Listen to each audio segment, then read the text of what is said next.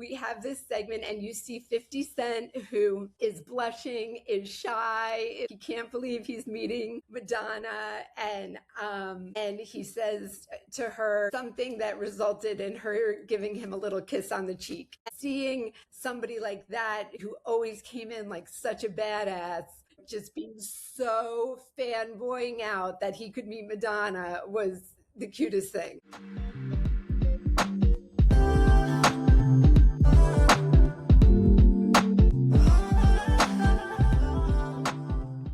Welcome back, here for another great episode of Welcome to the Music Lounge with my co-host Perry Tucart. How you doing, Perry? Hey Andrew, how you doing today? Good. It's been a good week. Good. Yeah. Sun's out, been busy, getting ready for summer. Yeah, I mean, I've seen some of your stuff on social media. Looks pretty good. Okay. Good stuff, man. Who we got today? So today, our guest is a woman who was the supervising producer at TRL for a very long time. She has some stories she's willing to share today and some stories that she won't tell us. And she's currently the executive producer for Fanatics Fest happening in New York in July. And we'd love to welcome to the show, Marta Ravin. Welcome, Marta. Hi, guys. Thank you so much for having me. This is going to be fun. You're entirely welcome. Thank you for joining us. Good to see you.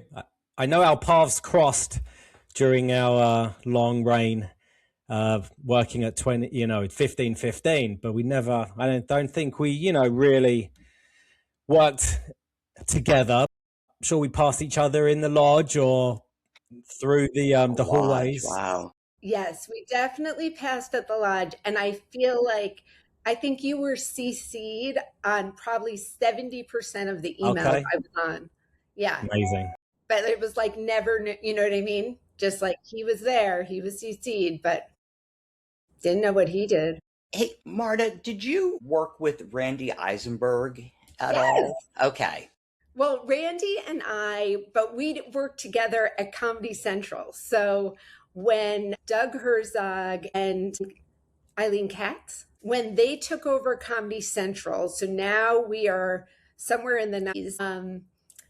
And let's see, Randy was Eileen's assistant, and I was Ken Alterman's assistant. And Randy and we met and we like instantly fell in love. Like and had no concept of proper office behavior. I sat here, Randy sat there.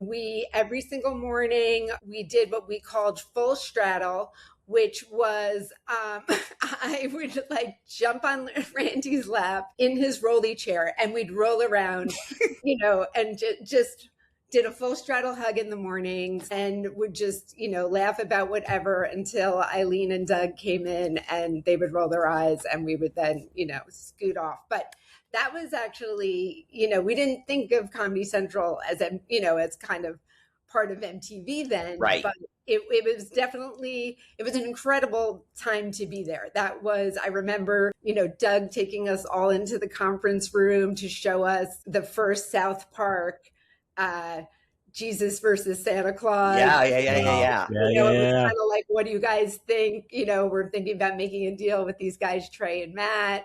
It was the first time UCB came into town from Chicago. So it was Amy Poehler and Matt Walsh and Ian. I'm like the other dude. It was nice. The State were doing Viva Variety. Yeah. So, they were there down the hall. And then one of my best friends who became my friend because I was also doing stand-up at the time was Randy Sklar, who, if you're familiar with Randy and Jason Sklar brothers. And Randy, I sat here, Randy sat across from me and he had some horrible research job where he had to do statistics for Michelle Gainless that he always did wrong. And we had this little bit of space between our desks and we called it special space. Whenever we need to have a conversation, it'd be like, do you want to go to special space? And then we would just turn. And like to this day, like even if I'm just like at a dinner party and like, you know, there's like candles and flowers and there's like this much space and I'll look at somebody and I'm like, we're in. So yeah, I was definitely like part, you know, so like I was like hardcore Viacom like from the jump. It's funny because I started as an assistant. Andrew was an assistant. I think two things. One is you always have the best stories about being an assistant because it was probably one of the most memorable times of your life because there wasn't so much on the line, so to speak. Like you could There was still, nothing on the yeah, line. yeah, Like, yeah, and exactly. even if there was, nobody told me. Yeah, exactly, Yeah. exactly. But then the other part of it is it just prepares you for everything else to come because you see how everything works too. Yeah. You have a bird's eye view. You're involved in so much more than you think. But not once did I ever think my job was in jeopardy. So it's just the best Right. role, you know. Yeah. Or And, unless not, because none of us really fucked up that bad. and also it was just kind of enough to be just like a pleasant, like upbeat person to have around and the tech of it all, like there was no, I don't remember an electronic calendar. The woman who took over for me after I left, whose name at the time was Corey Abraham, I had left Comedy Central because at that point I was doing stand up and getting some opportunities. And I felt like, you know, I just wanted to kind of full on dive into it, not just be the girl at Comedy Central who was like constantly passing out cards, like, come to my show. Like, I'm funny too, you know. Can't imagine that being annoying, right? Yeah, yeah. And when Corey took over for me, and Corey was like super buttoned up, like she had been a real assistant and you know, did things. She found like stuffed in the drawer all of these lunch and dinner receipts of Pence that I was supposed to have done his expense report. Like I clearly had just, you know, like I sometimes did it, but like it was hundreds of dollars.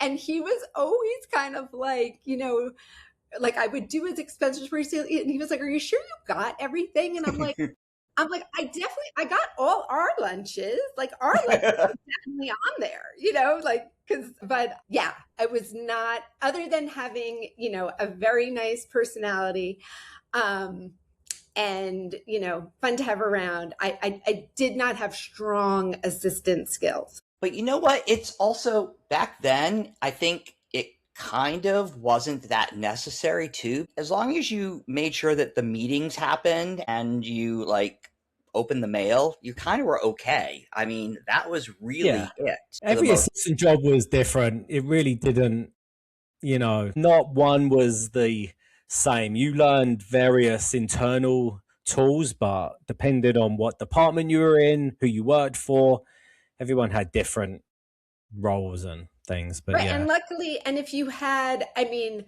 we all know and remember, you know, there were the scary nightmare bosses because you were allowed to be a scary nightmare boss in those days, you Right. know, and I luckily didn't have one, you know, and Doug Herzog as the president of Comedy Central, you know, was always just walking around and chatting everybody up and like, you know, I couldn't have asked for, and it never occurred to me that maybe I shouldn't be so chatty with the president of the network because he was, you know, like he was so approachable, you know, Well, so I never felt like you couldn't.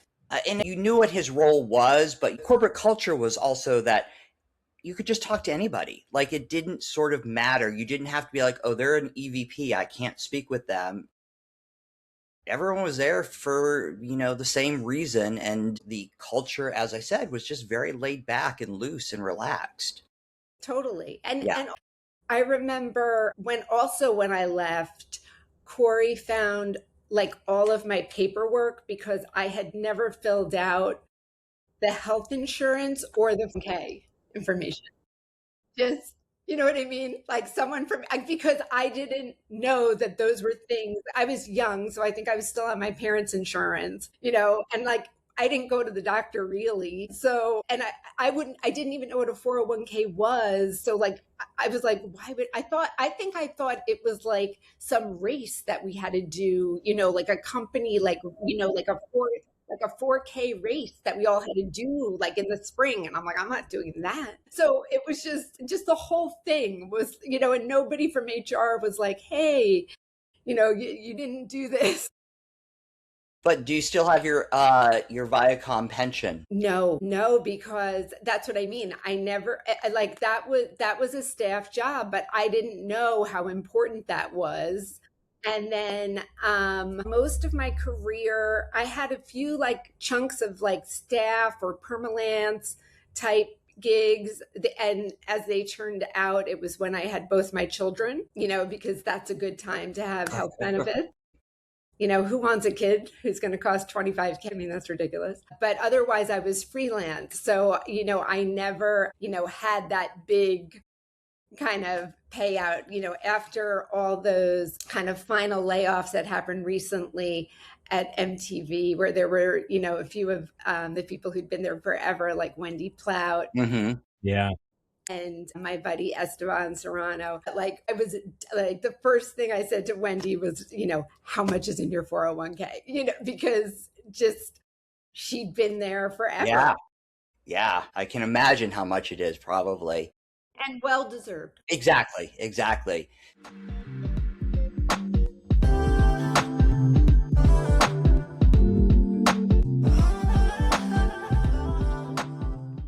So after Comedy Central, you were doing stand-up, you had some gigs on air at MTV and VH1 and Comedy Central.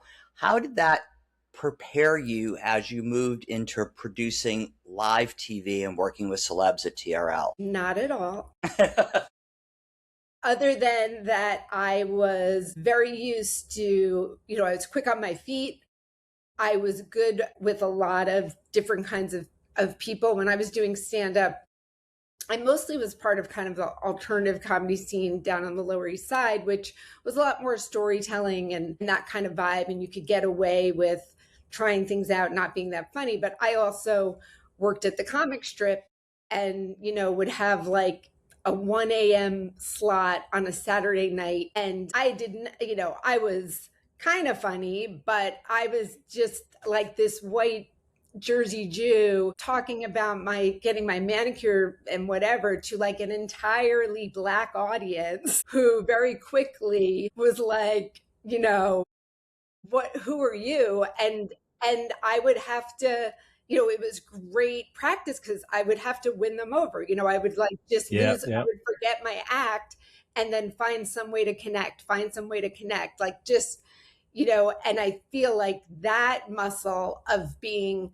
like, of needing to kind of charm someone or get someone on your side, that prepared me in that way. But I had, when Oxygen was just launching in the 2000s and it was, women's network, blah, blah, blah, not true crime. I had started there as kind of an on-camera writer or whatever. And then I became a producer there, learned about live TV. We did a live show every day. And I was trying to remember for this interview how I wound up at TRL because Adam Freeman, who was the EP at the time of TRL when I came in, he was who hired me. I can't remember how I got to him, but he hired me to be the Futures producer. They felt like they were doing all these big stunt weeks or kind of movie special episodes, and they needed someone who could get in front of those, like someone who wasn't just, caught up in the day-to-day. Right. And they also needed somebody who was a little bit of a grown-up. And at that time, I was like 30. So, senior. For the TRL staff, I was definitely the grown-up. And I just got thrown into the fire. And it was camp. It was live TV boot camp training. My very first day, it was in the summer. I had just gotten back from my honeymoon. And I get on this, they tell me to go to Times Square, and wait outside at 15:15, and I get on a shuttle bus that takes me to the beach house. Yeah, the beach house was out in the Hamptons that summer, and I think it was Southampton. I can't remember. So my first day was showing up at the beach house, Wow. and I could not figure out what was going on. I couldn't, because there wasn't a control room. I couldn't figure, it's a house, there's a trailer, multiple trailers, but I had never really worked like that. And I could not figure out what was going on. Nobody had time to explain to me what was going on. And, and also Adam, Adam Freeman, who hired me, I see him out there. I'm like, hey, I'm here. And he's like, great. And he doesn't have a minute to tell me how to do anything. And then he said, just so you know, I gave him my notice, so I'm leaving. Because I can't remember if that's when he was moving to LA or what, but he had a big opportunity. So then I'm left with Tim Healy and Dave George as my bosses, who I was definitely not their hire. And they were like, who is this girl? Like, who is this girl? Why is she here? And it really took me, it was a rough start, to just come into that group that was so tight and had been in such a vibe and knew how to churn these things out, and to be at the beach house and the cue cards and just all of it. They gave you a chance, which was good. Oh yeah, it was great, but it was yeah, it was definitely, it was a rocky start. Are you still doing comedy today? Sorry, Perry. No, go ahead. I sometimes come out of retirement and do like a storytelling show, but what I've been doing more, and which I really enjoy, is public speaking. Mm-hmm. And I'm actually doing a conference next week in Boston that I'm excited about. And yeah, I have been trying to figure out how to take that, that stand-up part of me that has just always been part of me, and use it again. But now in like the world of the internet, it's very different. I have two kids. I have a 19-year-old and 12-year-old. And so I had done this storytelling show the other day, and I mean, they were taping it, but I told them, I didn't want any of my stuff posted online. And I said, hey, everybody, I'm working on my new comedy special. It's called Things My Kids Can Never Know. Nice. Because I never talked about politics. I never, I just talked about real stuff. And I real like stuff that. Yeah. for me is I'm divorced, I'm dating, my kids don't need to hear any of that. And that stuff is the funny stuff, but yeah. Right. They don't need to hear that.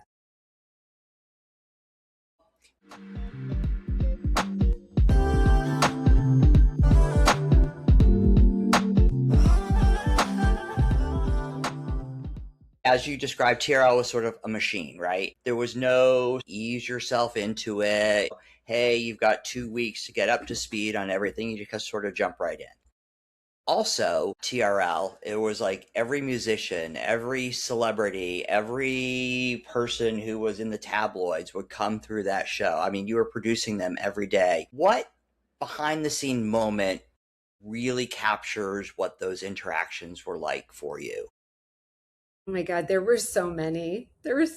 Often, even though they had brought me in as this like futures person, I just became like part of, I just became one of the producers, really. So, and I was always with Britney. I was always with Jessica Simpson. I was always with Beyonce. And, so I was always with them and their parents.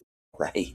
Yeah. And, there was, and it was a time when there was no pre-interview. So whatever you were asking them to do, you only really had 15 minutes to ask them to do it. Right. Do it. Yeah. And so it was always very, very hectic. But one moment that I always remember, because I think one of the special things about TRL was that people, even if they were all celebrities, they could be from totally different worlds and not know each other. And they could be meeting at TRL. They could know each other's faces, but meet at TRL. And I really always, those were always interesting interactions. So I cannot remember what. Oh, I think it was like Spankin' New Music Week. So 50 Cent had out a new album and Madonna had out a new album. And we had a lot of other people on that day, like Fall Out Boy, it was like packed. So we were doubling up. So I was producing both 50 Cent and Madonna. And I don't know if you remember Rob Imbriani, but yeah, Rob, who, ran the studio with Mona, when Madonna would come, Rob would do, a whole soft goods makeover to the green room. Like all of a sudden, there was lighting, there were drapes, there was candles, he had up, her album covers. Like it was hysterical. Rob had taken care of the green room, and Madonna was Madonna, even though she was, older then. I'm sure she'd appreciate you saying that. Well, I mean, in terms of our audience. No, absolutely. I remember, I don't know if you've had Tim Healy on yet or if you plan to, but I remember Tim, being like, no one in our audience knows who Madonna is, and it's like, it's Madonna, like we're having her on, like we're having Madonna on. Yeah. And so I'm with 50 Cent and I'm, prepping him about whatever. And he's like, is Madonna here? And I'm like, yeah, Madonna's here. He's like, do you think I can meet Madonna? And, wow. And I know. And this was, when 50 was like at his prime, when he rolled with G Unit, yep. When metal detectors went off, when they walked in. And I was like, I'm sure you can meet Madonna, so then I go and, I back to Madonna, and she's being, that incredible music exec, Julie Greenwald. Yeah, Julie Greenwald. Yeah, and she was Madonna's rep, and I remember her saying to me, I came in and she's like, "Okay, Marta, she's yours. What do you need Madonna to do?" And so we weren't going to ask her to do like a crazy stunt, but I'm, pitching her whatever we need. And then I said, and by the way, we have a rapper here named 50 Cent. And, flying face, I said, but he is really dying to meet you. I said, so like, would you be okay with that? And she said, sure. We now, but it's, the show's about to start. So now we decide to have a segment for them to meet, like kind of, nice. Yeah, just because, and to do it on air, not off air. So, we have this segment and you see 50 Cent who, is blushing, is shy. Wow. So, like he can't believe he's meeting Madonna. And he says to her,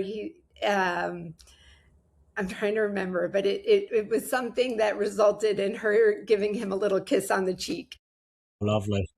And it was just such a cute moment. And just, seeing somebody like that, 50, who always came in like such a badass, just being so fanboying out that he could meet Madonna was the cutest thing. It's hard to believe a lot of these moments today would just be captured on social and streamed live and just so much easier and to the moment. But and that's the other part about the green room and the hallways at TRL. Had social media been around back then, all of that would have been documented. And I kind of think that it's kind of cool that it wasn't, because I think people were much more casual. They were much more open. They were much more willing to talk to anybody. It wasn't like you had to worry about someone snapping your picture and posting it. It didn't have to be on whatnot the whole time. Yeah. It was. You didn't have to be on the whole time, and you knew that it was a safe place. You knew that you would go into the green room, and Diddy knew that he could get his hair cut in his dressing room every single time. And, there was obviously the photo booth. So that Yeah. was our behind the scenes. And then what was so funny was that once social did become a thing, there was MTV.com. And so the social team would be down there with a camera, but it was like they were the last ones on the totem pole to get Right. anything. So if there was time, social would get 3 minutes to ask their questions, but nobody was like had thought or was saying to them, shoot, just keep shooting. Right. Yeah. Right. That would have been Like cool. just shoot all that B-roll. Yeah. I like the fact that, when you came up with these stunts, you really wasn't like you sent them, a draft like a week before and got feedback. It was literally right then and there. So were there any things that you can think of that the celeb just said, no, I'm not doing that? Things that you were like, it's a long shot, and you were like, I can't believe they agreed to it. I mean, that was like every day. Yeah. But there was Let me think back 12,000 shows. I know. There was a time when Jack Black came on, and it was kind of, Jack Black was at his height of fame of doing a School of Rock, and he had been coming out with all these movies. And I'm again going to forget the person's name, but we had this show on MTV that was like this kid who was like, he was a choreographer, and it was a competition show. Do you remember? Was it Wade Robson. Yeah. Right. Yeah. So the creative was that Wade would be, via satellite, and that he and Jack Black would have a dance off. And so Jack comes in and he doesn't roll deep. He's just alone. And, I pitch him, and I hadn't worked with him before, so we had no rapport. And I was like, hey, so there's this other show we have, and there's this guy, Wade Robson, and, and he's like, who? And it also wasn't like where you could just pull up on your phone Right. and show them what you're talking about. You know what I mean? You would have had to like bring them into the bullpen and like pull out like a beta, so I said, he wants to have a dance off with you. And he's like, I just feel like everyone always is asking me to dance. I'm like, but you're such a good dancer. And he's like, I don't know. He's like, I'm just gonna, I don't know. Let's just see how I feel. And so I have my bosses in my ear just being like, is he gonna do it? Is he gonna do it? And I'm like, I'm not sure. I'm really just not sure. And they're like, well, you really, they were a little aggro. Yeah. And so he winds up, they do his interview, they, do whatever business about talking about the film. And then when it's time for the dance off, he just brings it, like he just brings it, like, backflips and, wow. Like he was one of those people that even though he was like a little chubby, yeah, I mean, the man could move. He could, it defied gravity what Jack Black could do. And it was always part of like any sizzle reel included that moment of like the Jack Black, Wade Robson dance off. And it was great. But yeah, there were a lot of celebs that, were dicks and like didn't want to do stuff, or they said they would, but then they half-assed it. But when you think about it now, the fact that you're just hitting them with it, right then and there. Maybe they knew to expect something spontaneous, and it was live.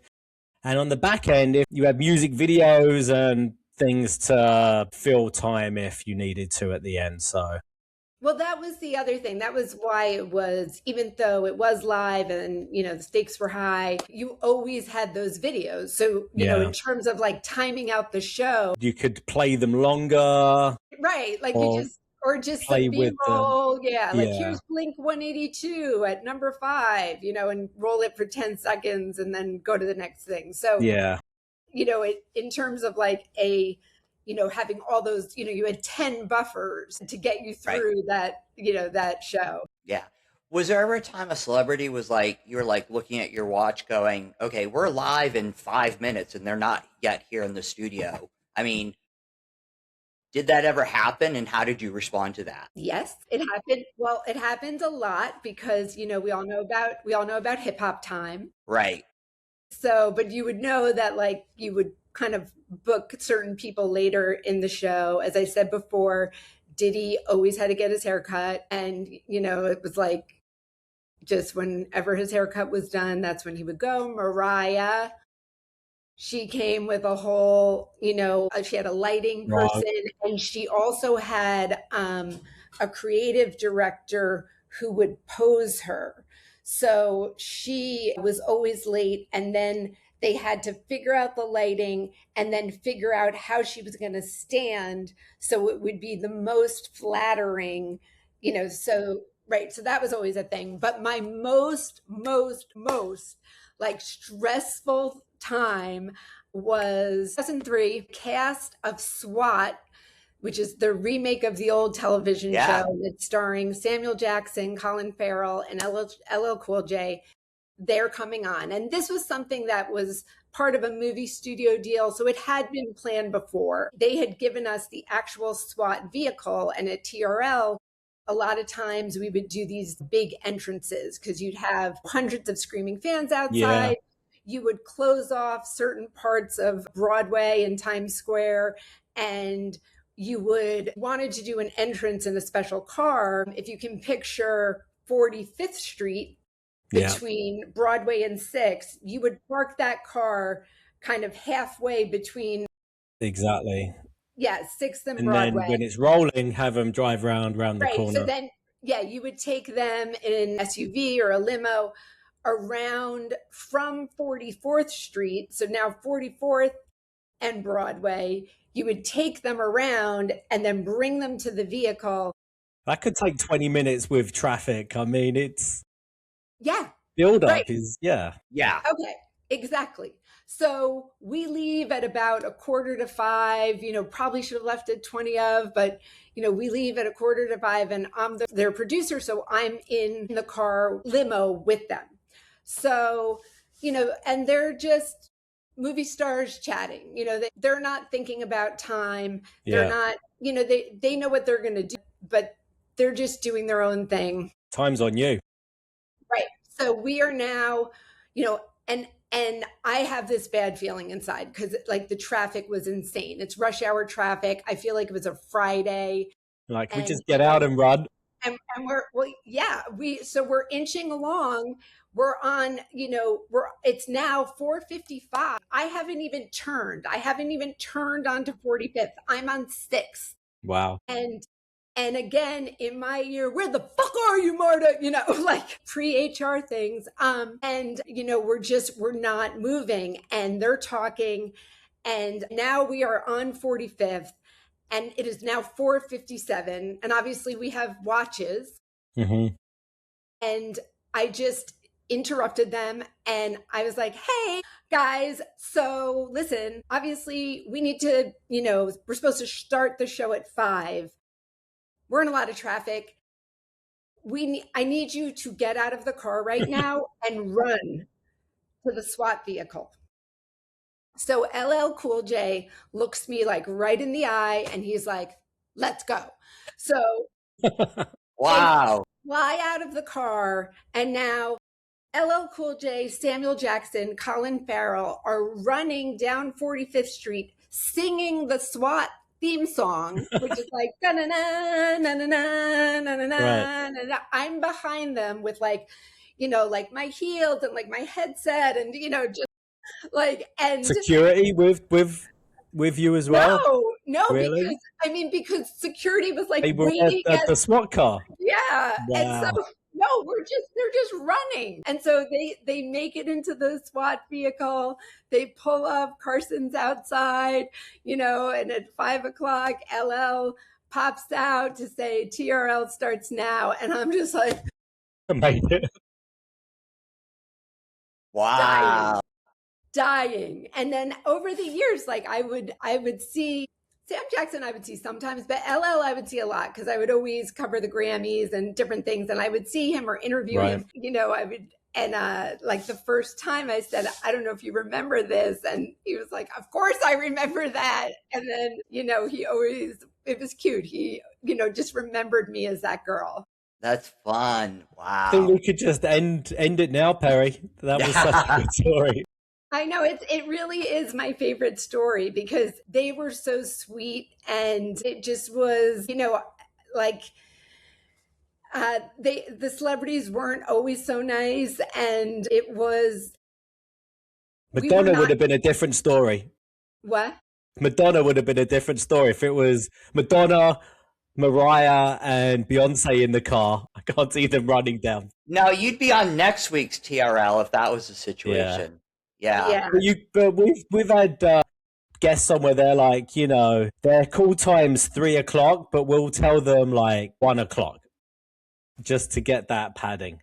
Yeah, totally. You would, I mean, you would have to do that, but you would just roll with it, and they all knew, even if they showed up at 5:20, that they would, that they were coming on. Right. Like they would just sometimes they would just, like Jay-Z would just like walk right to the studio, kind of like I'm here, and luckily we had talented hosts, Right. who were used to, just getting in their ear, and and our stage managers were incredible, and our cameramen. So it was like, okay, they're coming out now. I think for like fans watching the show, just puts them in a real perspective that these celebs are real people. They drive around in cars and they have to deal with traffic, and the fact that you're like, I literally just got out the car and walked on, it's fun for the viewers to see that interaction and see how it happens, that it's live. It's like, it's real.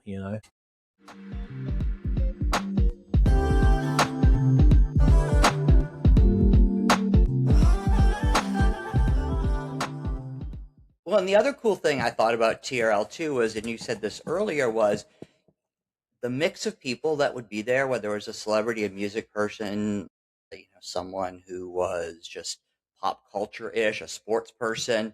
I mean, you just kind of, there's no place now where you're going to see everybody like that in a relaxed environment like a TRL. It was like a moment in time. But saying that, do you think that there's any kind of an iteration of TRL that would work today, whether it's on like a YouTube or TikTok or a Twitch? And if so, how would you produce it? Well, it's interesting because working on Fanatics Fest, which I did last year and I'm doing this year, and I do not come from a sports background, but the owner of Fanatics is this guy, Michael Rubin, and he's built a very successful business. Mm-hmm. And he's one of those guys who can roll with anyone. So at Fanatics Fest, Jay-Z is walking around, Tom Brady is walking around. You're seeing, athletes who are really excited to meet other athletes, Mm-hmm. From different sports that they're fans of, that they, have never met before, just for whatever reason. Derek Jeter and LeBron haven't been in the same room together. At that, we kind of, it's still in the sports filter, but you still get that vibe of people who you normally wouldn't see together coming together. It's interesting because Sean Atkins, who was president of MTV for like a little bit, like I think more like 2015 to 17. Right. Actually, he had posted something that I thought was so interesting because it was like a couple weeks ago, and the way he put it was that it kind of was like a YouTube channel. We just didn't understand that, but he said MTV wasn't running one brand. We were running dozens that fed that brand. Each had its own audience, voice, and culture role. They lived under one roof, but they didn't all try to speak the same language. If those brands were built today, most of them wouldn't exist as shows inside a network. They'd exist as standalone creator brands, channels, franchises, and communities. Yeah. So, and I knew you were going to ask me that. And I was like, you know what? Sean Atkins just said this really well. Yeah. No. Because Absolutely. we just it was just that nobody could make that switch in a way and in a business model, and that obviously now it kind of seems like, well, that's obvious. Why wasn't it just a streamer that had more of a creator culture behind it where all these people could exist? But I think it just, it was like this, like the Titanic, kind of just moving so slowly, and those adjustments could not be made in a world with so many levels of CEOs and bosses and internal dynamics and stockholders and and ad sales dollars, and it just you couldn't turn it around in time. We asked Freston how he would do a new MTV, and he basically said, I'd just put a bunch of 20-somethings in a room and see what they come up with. Yeah, it's just and it's going to be just something that's going to be on your phone, but it would be something cool and unique and fun, and it would be their voice. Right. So, yeah. Yeah, but it would be, it would be harder. It's that creator economy, and obviously now the technology exists, but you couldn't just say hey, I'm a fun personality, start following me with a camera. It's nope. You need to have the camera, be able to edit, build your own fan base, and come to the table already with this community that's attached to you, and also with a product that looks pretty good, and a brand that's already sponsoring you. Yeah. And the ability to attract talent to it also. Yeah. And the competition today is, it's just impossible. You have to have that big brand. Influencers do it, and it's hard, to cut through the noise. Some of these big influencers, whether it was just lucky, how they kind of got their fame and audience. But yeah, MTV back in the day, we had that brand power behind us, but there really wasn't too much else to compete with. We were on people's travel itineraries. If you come to New York, you got to do whatever it was in the morning show, and then MTV was always the afternoon spot, and then go and do this and that. But we were always part of people's itineraries. Yeah, I mean, I think one of the strongest brands that is still part of legacy broadcast television is Bravo. Bravo has such a clear identity. People come, to watch those shows. Andy Cohen is obviously still the voice of Bravo in a very big way. They've started doing BravoCon over the past few years. I know each year it gets bigger and they constantly sell out, and the fans want to see that. It's very aspirational. They want to live that life. And the stars of those shows have gotten very smart about how to, keep fans. They know how to get their own brand deals. But yeah, I do think Bravo is incredibly special in how it has been able to thrive, where all of the other networks and channels and media companies obviously are just constantly gobbled up. Yeah. Yeah. No, you're right. And they've been able to do it in a way so that you're still wanting to watch what's on TV, even if you watch it on Peacock streaming, but then you've got access to all of the other talent through own social media also. Yeah. It's really like Real Housewives of Beverly Hills is appointment television for me. I am that is I don't have like whatever. I don't know how you have regular TV anymore, but I don't have it. So for me, I watch it like streaming on Friday mornings. That's my treat. And like I can't wait. Like I sit down with my iced coffee and I'm like, I am watching Real Housewives. Appointment viewing has come back again. They were dumping series full seasons on at one go, but I watch a load of shows and it's like, oh my god, I have to now wait to next Thursday or next Sunday. So I kind of like that we kind of lost that for a few years, but it's back.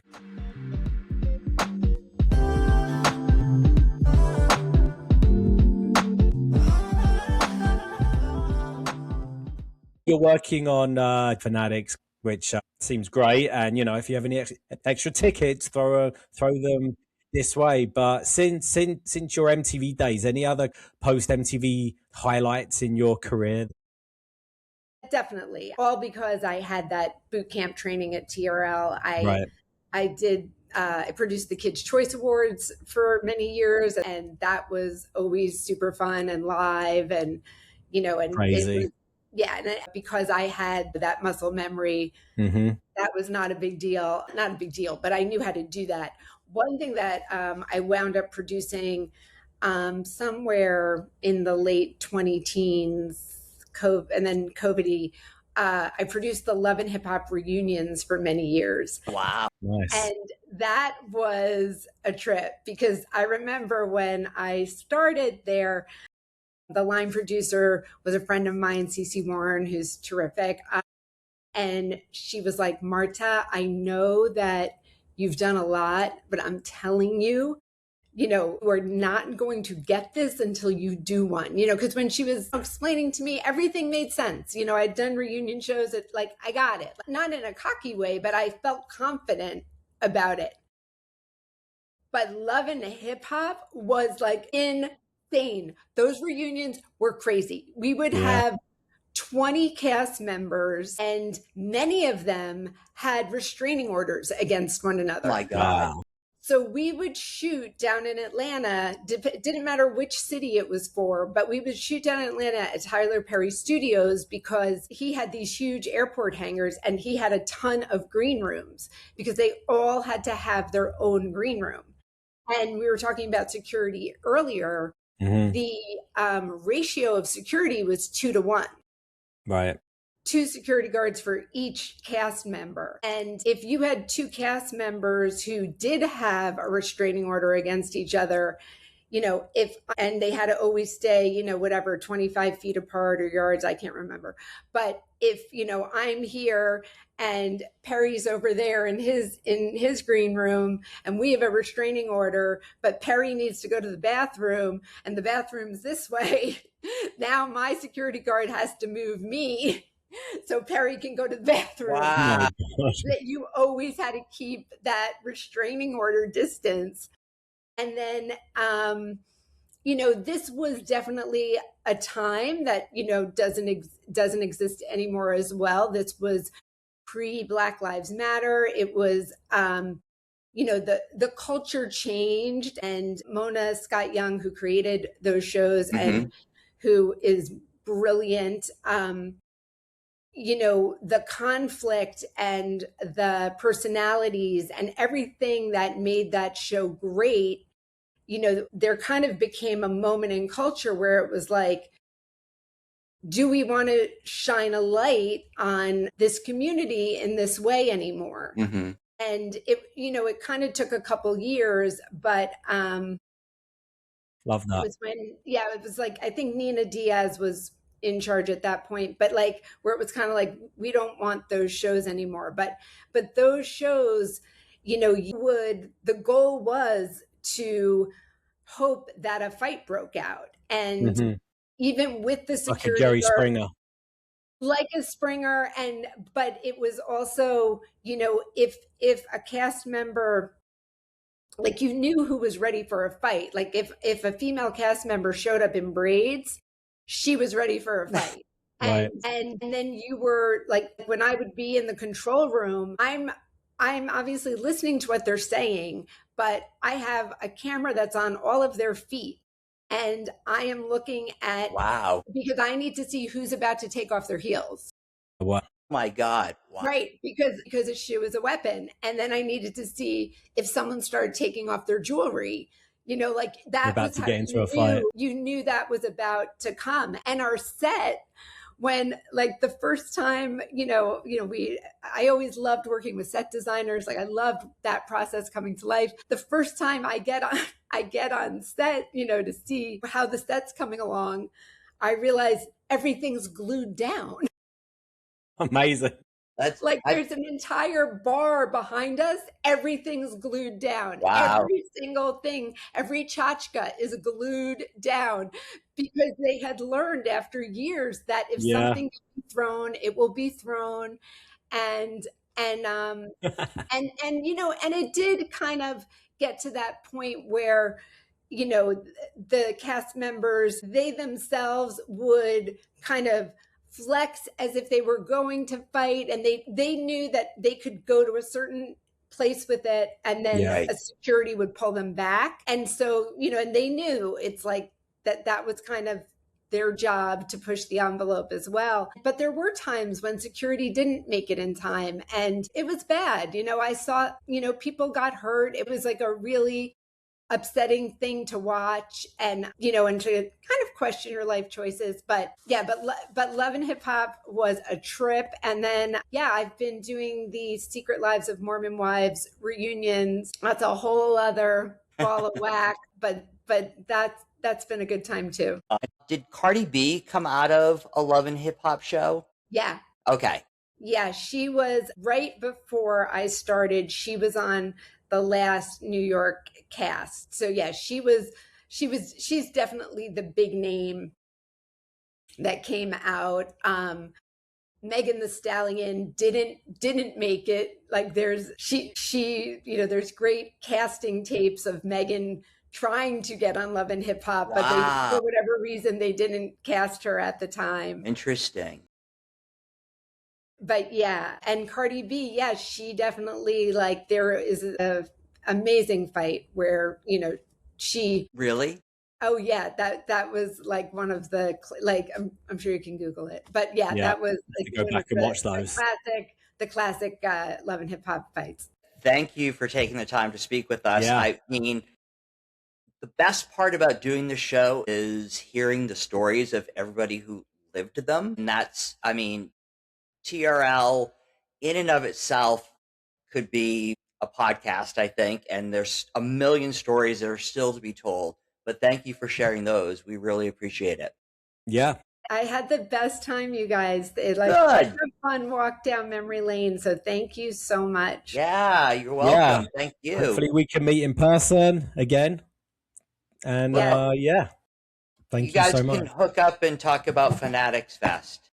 Yeah, I mean, what a great time with the World Cup coming to the East Coast. I'm sure it's World Cup weekend.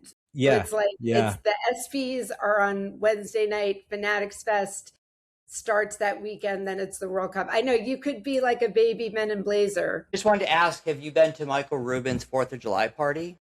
No, I am not. I am. Michael Rubin does not know me. I am a gun for hire for these guys. There's like a lot of layers, but I've watched a lot of interviews with him. I see how he runs his business. It's an incredible place to work because it is very much a startup culture vibe. Mm-hmm. And they are doing incredibly well. So compared to, I don't know about your LinkedIn's, but on my LinkedIn's, 90% of the people have a green thing out of work. This company is doing well. Like, and the people there are psyched. They are every quarter, they're killing it. So the energy around that amazing. Yeah. Is really cool. That's the energy around MTV when we were there too. It is. Yeah. I mean, 100%. And, but right now, when I'm brought into a production company or a network and I'm thrilled thrilled to be brought in, so thankful for a gig, but I get hired as the showrunner. And then when I'm like, okay, so, who, like, how many spots are there for my staff? They're kind of like, and I'm like, and they're like, it's kind of just you, show week, we can give you some PAs. And I'm like, oh, maybe Yeah. I should learn Excel. Yeah, I hear Well, you. thank you again for taking the time. We greatly appreciate it. And for anyone listening, please remember to rate, review, like, and share the podcast. And We big will be props back. to Marta for joining us. So thank you. Thank you so much. This was great. All right. Take care. See you guys Okay. soon. Bye. Bye.